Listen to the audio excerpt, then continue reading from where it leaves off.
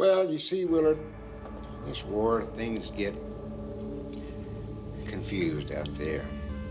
Because there's a conflict in every human heart between the rational and the irrational,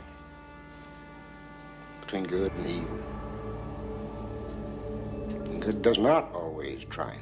How do you best introduce a movie that you made 40 years ago and that took 2 or 3 years of your life and that was incredibly difficult?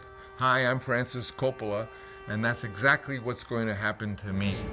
When the film was released in 1979, I think, it was, of course, deemed, as films usually are, as being too long.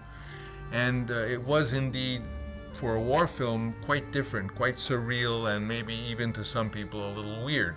Years later, the film didn't really seem that it was so weird or unusual, and indeed perhaps even it was very appropriate, because that war, the Vietnamese War, was itself very surreal and very different from what we had experienced in other wars. And so in the first version, made in 1979, we trimmed it down as short as we could and tried to make it as not weird as we possibly could.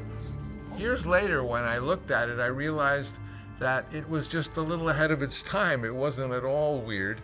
In fact, as often happens with art, the avant-garde art of the past becomes the wallpaper of the future. In other words, stuff that's considered strange and advanced becomes absorbed in the culture and becomes extremely contemporary. And that's what happened with Apocalypse. See how they break both ways?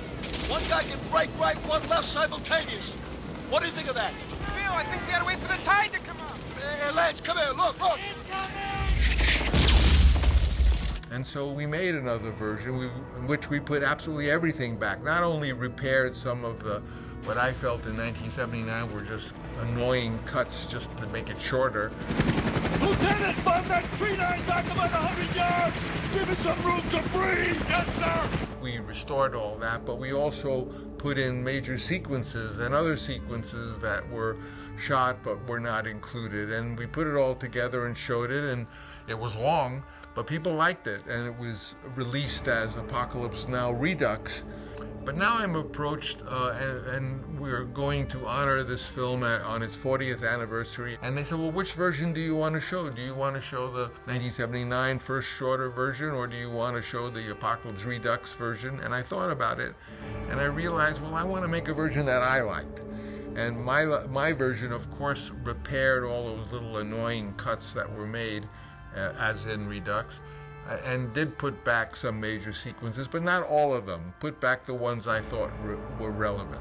And thus there was a new version. It was sort of longer than the 1979 version, but shorter than Apocalypse Redux. And it's the one I recommend to you, and the one that is my favorite.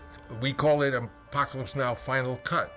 I am very pleased, and I'm enthusiastic about the version, also because in these modern times, sound and color reproduction and the real effects of low frequencies giving you the visceral feeling of an explosion. When one of those enormous explosions took place, you didn't hear it, you felt it, and then you heard it.